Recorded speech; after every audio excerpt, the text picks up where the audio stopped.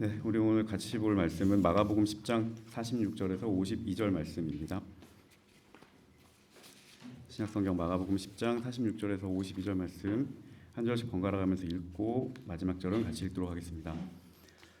그들이 여리고에 이르렀더니 예수께서 제자들과 허다한 무리와 함께 여리고에서 나가실 때에 디메오의 아들인 맹인 거지 바디메오가 길가에 앉았다가 나사렛 예수시란 말을 듣고 소리질러 이르되 다윗의 자손 예수여 나를 불쌍히 여기소서 하거든. 많은 사람이 꾸짖어 잠잠하라 하되 그가 더욱 크게 소리질러 이르되 다윗의 자손이여 나를 불쌍히 여기소서 하는지라. 예수께서 머물러 서서 그를 부르라 하시니 그들이 그 맹인을 부르며 이르되 안심하고 일어나라 그가 너를 부르신다 하며 맹인이 겉옷을 내버리고 뛰어 일어나 예수께 나아오거늘 예수께서 말씀하시고 이제 내게 무엇을 하여 주기를 원하느냐. 맹인이 이르되 선생님이여 보기를 원하노라. 함께 읽습니다. 예수께서 이르시되 가라 내 믿음이 너를 구원하였느니라 하시니 그가 곧 보게 되어 예수를 길에서 따르니라. 아멘. 네, 사순절 이제 다 지나고 이번 주부터 고난 주간이 시작이 됩니다. 예수님의 십자가의 길을 생활 속에서 더욱더 깊게 묵상할 수 있는 시간을 보내시기를 바랍니다. 우리 그리스도인은 예수님을 믿고 또 그분으로 말미암아 나오는 이 세상을 구원할 참된 주님으로 우리 주님을 믿습니다. 세상이 점점 아까 우리 화원자매가 기도해 준 것처럼 폭력과 갈등의 그런 수렁에 빨려 들어가고 있는 지금 현실입니다. 곳곳에 주님의 십자가의 은혜와 사랑이 더 필요한 그런 시대가 된 것 같습니다. 십자가에 나타난 하나님의 은혜가 무엇입니까? 고린도전서 1장 18절 이하에 보면 십자가를 어리석음으로 이 역설적인 표현을 사용하는데 십자가는 어리석은 것이다 그렇게 말하죠. 내가 죽어야 승리할 수 있고 내가 낮아져야 높아질 수 있고 연약할 때 강한 그 역설이 바로 예수님의 십자가에 나타나 있습니다. 이따금 예수를 믿는다는 말이 무엇인가 저는 깊게 묵상하곤 합니다. 예전에는 단순히 그냥 생각으로 예수 믿지 내가 주님을 십자가에 달리신 그 주님이 나를 구원하셨지 이렇게 머릿속으로만 그렇게 믿는 수준에 그쳤었는데 시간이 좀 지나고 또 믿음의 여러 체험들을 하기 시작하면서 믿음은 결국 내가 살아내는 삶과 동떨어져서는 안 되는 것이구나. 내가 십자가의 구원을 믿는 것뿐만 아니라 누군가를 위해서 십자가를 짊어지는 것 또한 믿음의 중요한 길이구나. 믿음과 행함이 서로 일치될 때 믿음이 비로소 빛이 나는구나라고 하는 생각을 하게 되었습니다. 우리는 예수님의 십자가 대속의 구원을 믿습니다. 그리스도로 말미암아 우리가 하나님 나라의 미래의 구원을 약속받는다고 그렇게 믿고 살아가는 사람들이죠. 또한 주님의 그 구원의 손길이 우리의 생활 곳곳에서 날마다 우리를 감싸주고 또 우리와 늘 주님께서 함께 하심을 또한 믿습니다. 우리 자신만 그렇게 믿는 것뿐만 아니고 한 걸음 더 나아가면 우리가 살아가는 생활의 조건이라든지 우리 사회, 이 세상에도 바로 하나님께서 우리를 이끌어 가시고 통치하신다는 그 사실, 그리고 하나님께서 그 세상을 구원하러 지금도 오신다는 그 사실을 또한 우리는 믿습니다.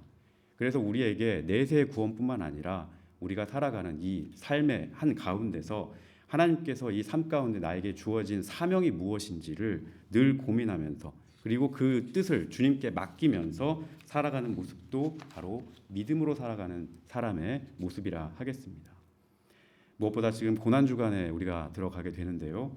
우리 믿음의 근원이신 예수 그리스도를 따라가는 성도요 제자로서 살 수 있는 믿음의 결단을 할 수 있는 그리고 그것을 깊이 묵상해 볼 수 있는 시간을 보내시기 바랍니다.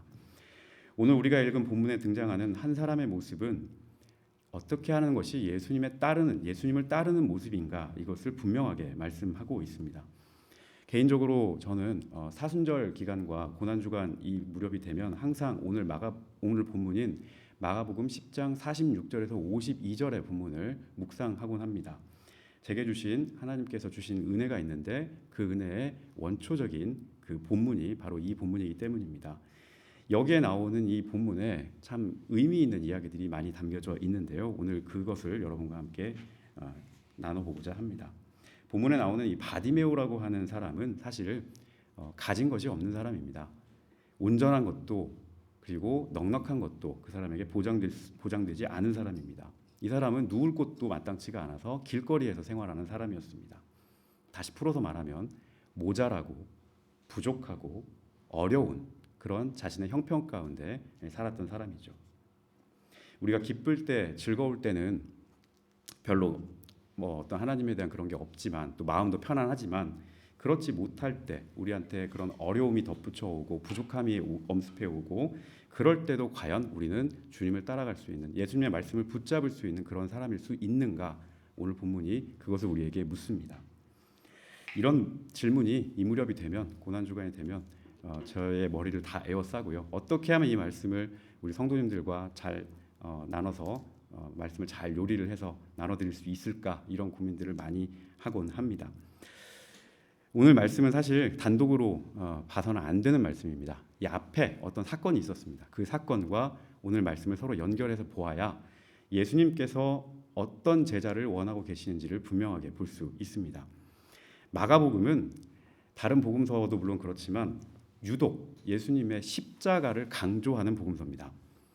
예수님의 십자가에 그 초점이 맞춰져 있어서 예수님께서 십자가에 달리는 이 사건이 마가복음의 클라이막스고 나머지는 예수님의 십자가로 향하는 그 길을 예루살렘으로 향하는 그 길을 서술하죠. 십자가에 우리 예수님께서 우리를 향해 희생과 그 대속의 피를 쏟으셨던 그 은총을 보여주셨기 때문에 마가복음은 십자가를 굉장히 강조합니다. 그래서 예루살렘을 향하여 가는 예수님의 모습을 선명하게 보여주고 예루살렘에 가까울수록 예수님께서 내가 이 땅에 왜 왔는지를 계속 드러내고 예루살렘에 가까이 올수록 누가 진실로 예수를 따르는 제자인지를 보여주고 있습니다. 오늘 본문 10장 46절에서 52절 바로 앞에 어떤 일화가 있냐? 예수님과 제자들이 만나서 서로 대화하는 장면이 있습니다. 예루살렘에 가까이 오자 제자들 가운데 야고보와 요한이라고 하는 제자가 예수님께 앞으로 예루살렘에 들어가면 저에게 한 자리, 얘에게 한 자리 그렇게 자리를 허락해 주십시오. 청탁을 하는 장면이 나옵니다. 나머지 제자들이 야고보와 요한의 이 모습을 보고 시샘이 나가지고 화가 나가지고 자기들끼리 서로 높은 자리에 앉겠다고 다투게 되었습니다. 예수님께서는 이런 제자들을 향해서 이렇게 물으셨습니다. 너희들은 내가 받는 잔과 내가 받는 세례를 받을 수 있느냐? 예수님의 잔과 세례를 너희들도 받을 수 있느냐고 제자들에게 그렇게 물었습니다. 주님의 잔과 세례가 무엇입니까? 바로 주님의 십자가이죠. 그 십자가의 희생과 고난, 구원의 길, 대속의 길, 섬김의 길, 헌신의 길 내가 걸어갈 텐데 너희들도 제자로서 따라올 수 있겠느냐? 그것을 같이 갈 수 있겠느냐? 그렇게 물으셨던 겁니다. 제자들이 과연 예수님의 마음을 잘 알았을까요? 제자들은 예수님의 마음을 끝까지 잘 몰랐습니다.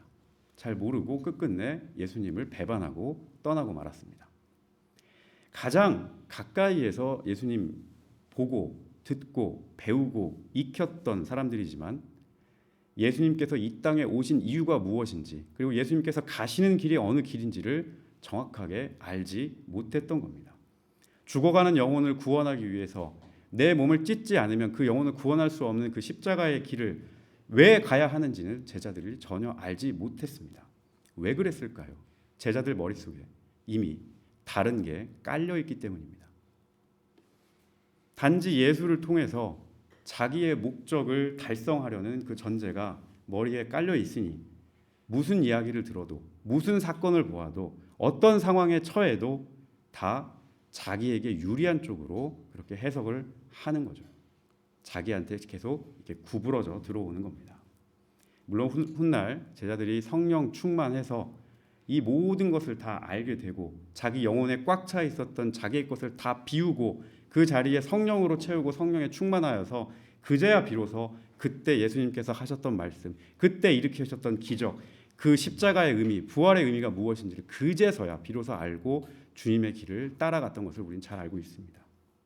그러나 지금 마가복음 이 본문에서는 현재까지는 제자들은 같이 있으나 공존하고 있으나 주님과 마주하고 있으나 그분의 길을 전혀 가고 있지 않는 다른 마음을 가지고 있는 다른 꿈을 꾸고 있는 그런 사람들로 나타나고 있습니다. 오늘 말씀의 바로 앞에 있었던 일이 바로 이런 일이었습니다. 제자들이라고 하지만 이름은 달고 있으나 목사라고 하지만 누구라고 하지만 이름은 달고 있으나 제자답게 살지 않는 그런 사람들을 이야기하는 겁니다. 내가 가까이에 늘 주님을 묵상하고 있고 주님과 같이 한다고 얘기하지만 정작 내 머릿속에는 주님을 따라가려고 하는 마음이 이만큼도 없는 그 제자들을 꼬집고 있는 말씀이 오늘 앞에 있는 말씀이고, 없어 보이고 부족해 보이나 정작 따라야 할 그 자리에 주님의 길을 따라갔던 사람이 바로 이 바디메오였다는 두 가지의 그림이 서로 대조되어 있는 거죠. 한 사람이 오늘 다시 등장을 하는데요. 이 사람은 제자들과 정반대의 모습을 하고 있는 사람이죠. 초라하고 보잘것도 없고 능력도 없고 재능도 없고 그런 한 사람이 자기의 모든 것을 다 내어놓고 예수님을 뒤따라가는 그런 말씀입니다. 그리고 이 사람의 모습을 통해서 성경은 우리 각자에게 또한 묻습니다. 누가 과연 진실로 주님을 따른 사람이었는가? 예수님께서 여리고에서 나오는 길에 한 맹인 거지가 주님을 불렀습니다. 성경은 이 사람을 맹인이자 거지라고 이렇게 밝혀놨습니다. 맹인은 앞을 보지 못하는 사람입니다. 거지는 먹을 것이 넉넉하지 않은 사람입니다. 고통이 하나만 있는 게 아니고 두 개, 세 개가 겹쳐서 이 사람의 삶을 억누르고 있다는 말입니다. 살면서 이 사람은 한 번도 눈으로 직접 무엇을 본 적이 없는 사람입니다. 예수를 직접 본 적도 당연히 없겠죠. 이 사람은 예수님께서 근처에 있다는 그 소리만 듣고 주님을 찾기 시작합니다. 주님을 찾는다, 이 표현은 사실 우리가 봤을 때 간구한다, 기도한다 이런 모습과도 서로 연결되어 있습니다. 주님을 찾고 부르는데 이 사람이 어떤 내용으로 주님을 찾고 있습니까? 47절에 나와 있듯이 다윗의 자손이여 나를 불쌍히 여기소서라고 이 말로 예수님을 부르고 있습니다. 어떤 기도의 구체적인 내용을 1, 2, 3, 4 적어서 주님을 부르는 게 아니에요. 그저 주님께 나를 불쌍히 여겨주시고 나를 돌아봐 주시고 이 한마디로 주님을 부르고 있는 겁니다. 그런데 이 불쌍히 여겨달라는 이 말 한마디에 사실은 이 사람의 모든 게 다 담겨져 있습니다. 보이지 않는 눈, 구걸해야 하는 삶, 마땅히 거할 곳이 없어서 길가에서 지내야 하는 인생, 멸시와 무시로 일관된 사람들의 시선, 버림받았다는 원망, 왜 자신에게 이런 삶이 주어졌냐는 분노 등등, 이것들이 모두 다 묶여서 나를 불쌍히 여겨주십시오라고 하는 말에 담겨 있는 겁니다. 이 모두를 담아서 이 사람은 주님께 지금 주님 나를 불쌍히 여겨주십시오라고 그렇게 부르고 있습니다. 오늘 성경이 특별히 이 웬만하면 거지 이름 잘 안 나오거든요, 성경에. 근데 이 사람은 이름이 적혀 있습니다. 이 맹인의 이름, 이 맹인 거지의 이름이 누굽니까? 바디메오입니다. 바디메오. 이 바디메오라는 이름이 디메오의 아들이란 뜻입니다. 그럼 디메오는 무슨 뜻이냐? 영광을 받을 자, 귀한 대접을 받을 자, 영예로운 자란 뜻입니다. 그러니까 바디메오, 영예롭게 귀하고 소중하게 취급을 받아야 하는 아들이라는 뜻입니다. 소중한 사람처럼 대접을 받아야 하는 자식이라는 뜻이에요.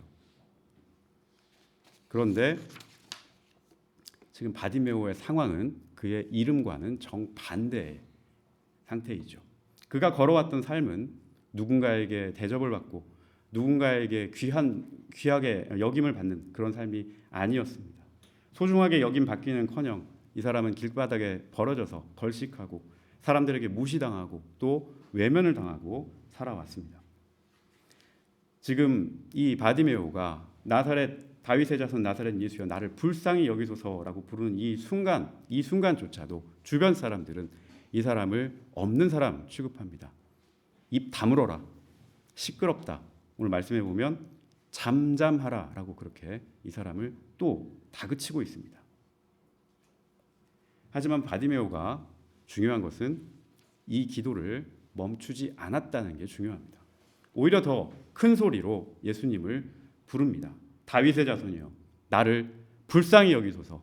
더 큰 목소리로 주님께 나아가려고 합니다. 세상과 사람은 나를 귀하게 여기지 않고 나를 소중하게 여기지 않고 대접하지 않았지만 주님 나를 불쌍히 여기셔서 내 모습 있는 모습 그대로 받아주셔서 귀히 여겨 주옵소서. 내 모든 것을 받아 주옵소서. 나를 돌아봐 주옵소서라고 하는 그 마음으로 목소리로 예수님을 불렀던 거죠. 여러분 기도하실 때 혹시 바디메오의 이 옆에 있는 사람들과 같이 장애물이 있습니까? 주님께 간구하고 싶은데 간구하지 못하도록 하는 그런 장애물도 혹시 있으세요? 내 생각으로 스스로 이건 하나님께서 안 들어주실 거야, 이건 하나님께서 막으실 거야, 그렇게 스스로 장애물을 만들고 올무를 만들고 입을 막고 그렇게 하고 계시진 않습니까? 그런 장애물이 외부에서 있든 내 안에 있든 나를 자꾸 옥죄어 올수록 오늘 바디메오처럼 더 주님께 큰 목소리로 간구하고 부를 수 있기를 바랍니다. 바로 그것이 주님께 간구하는 믿음의 기도입니다. 우리 주님께서 고쳐주지 않으면 안 된다라고 한 절박한 마음으로 다시 한번 주님께 다시 한번 간구하는 그 믿음을 우리 주님께서 원하는 믿음, 우리 주님께서 듣는 믿음이라는 사실을 기억하시기를 바랍니다. 바디메오의 이 간절함에 예수님께서 응답하셨습니다. 그 무수한 사람들 가운데서 바디메오의 목소리를 주님께서 들으셨습니다. 그리고 그를 부르셨습니다.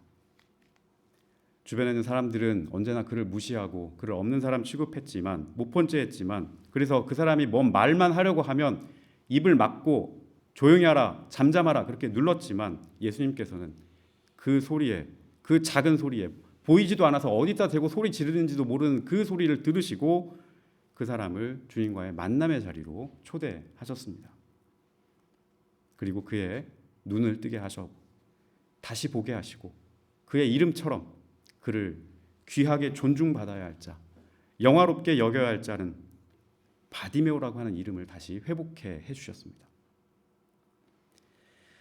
성경은 바디메오의 모습을 꽤 구체적으로 그려주는데 특히 50절과 52절의 말씀이 인상적입니다.